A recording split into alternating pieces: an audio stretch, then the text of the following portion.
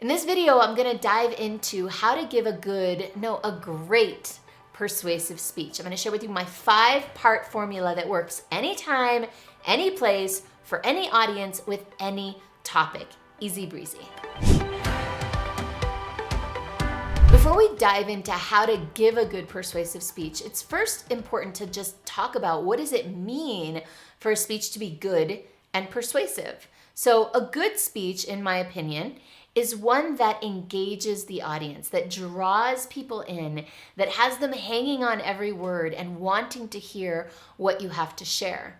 In terms of persuasiveness, what makes a speech persuasive is that it takes an audience from A to B, that it takes them on a journey whereby they are transformed from beginning of the journey to the end, such that they are willing and ready to take some kind of action. Now, there's a lot of different reasons for creating a persuasive speech. You might want to share with people an idea or a mission and get them bought into that mission. And that's a great reason to use a persuasive speech. So there are a lot of ways that you can use a persuasive speech and a lot of reasons for creating one. And one of the things that I've discovered is that most people, when they're designing a speech, they're focused so much on the content of the speech itself that they lose sight of the outcome. So the first and foremost thing that we want to do when we're looking to create a good and persuasive speech is to define what is the outcome that we're looking for here. What is the next step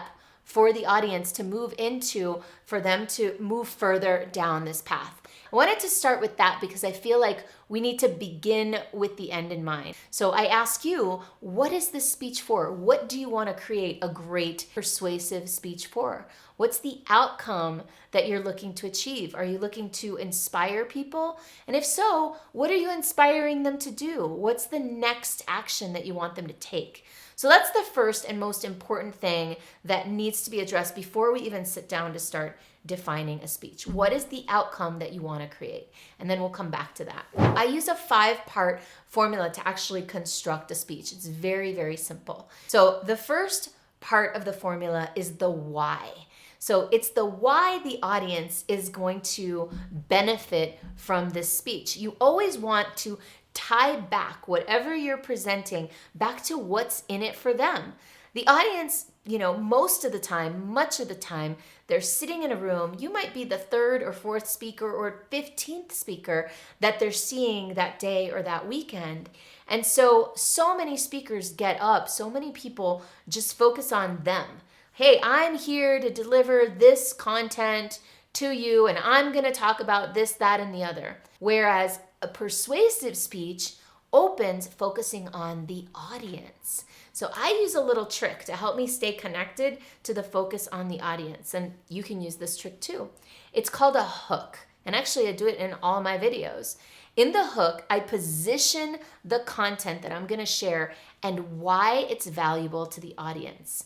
And a little trick I use to do this in a way that's seamless and people love is to pose it as a question. Human beings have a natural need to answer questions. By asking questions to the audience, you start to engage them. You start to draw them in, as opposed to talking at them or saying, I'm going to share this with you today, which is all about you. Instead, you're inviting them into a conversation, an engaging conversation, and you're positioning the why of your speech at the same time. Now, this approach actually activates people's right brain. It activates their imagination. It activates the same part of the brain that's connected to emotions. So this is a great way to open your speech because it activates people's imaginations and their creativity, and people love feeling imaginative and creative. So that's one way to open your speech. The why is sharing what is the reason behind this presentation. And I personally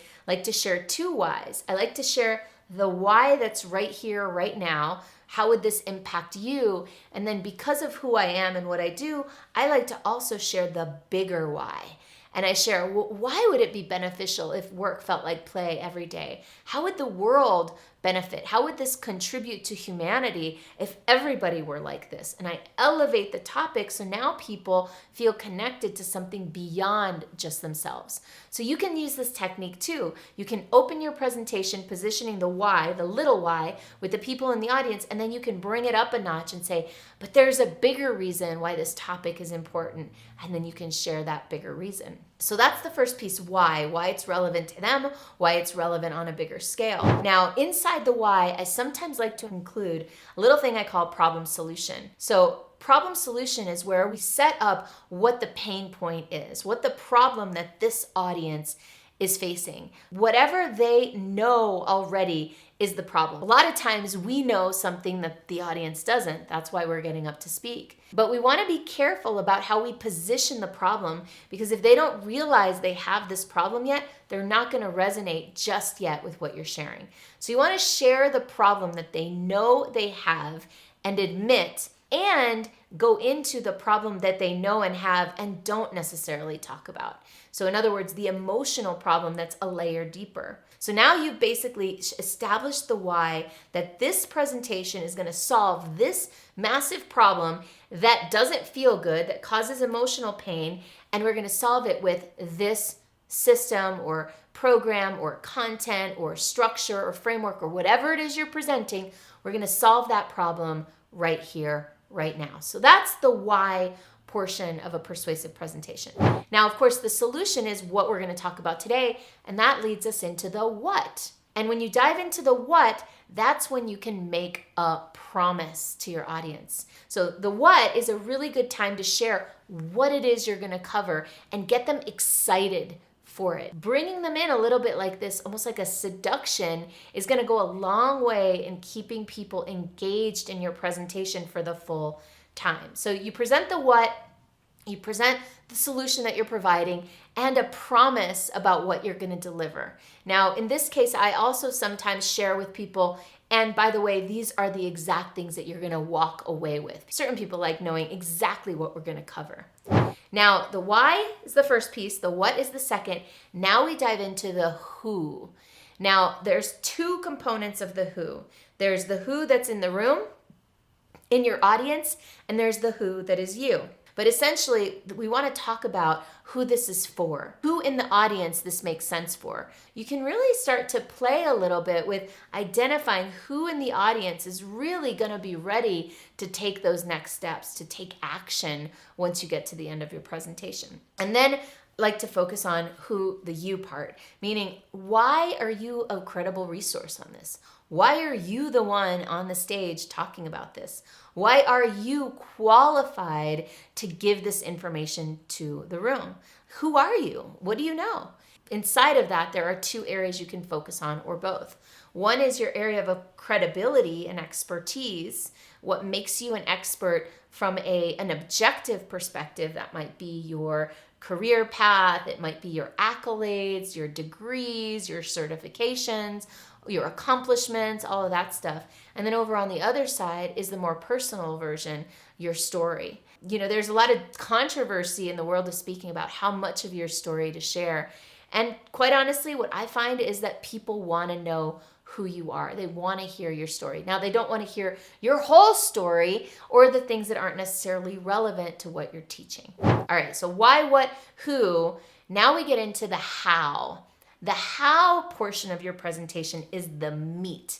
This is where you share how they can go about doing what it is you're promising. This is where you share your core content. What I like to do, and something I learned from a company called Speaking Empire, was throughout your how, sprinkle in case studies and examples of you or other people, clients or colleagues who have used the techniques that you're sharing. This gives added credibility to the techniques that you're advising people to use. All right, so why, what, who, how? The last portion, and this reflects back to that beginning conversation about what's your objective. The last part of this model is the now. Now is what action can people take to move into what's next. Now that you've presented all this amazing content and you've shared all these things and you've showcased how your thing works and how it's going to benefit them, now is the time to say, here's what you can do next. And here's a reason to take action right away. And the reason it's so important to invite people to take action right away is because you've just delivered all this value.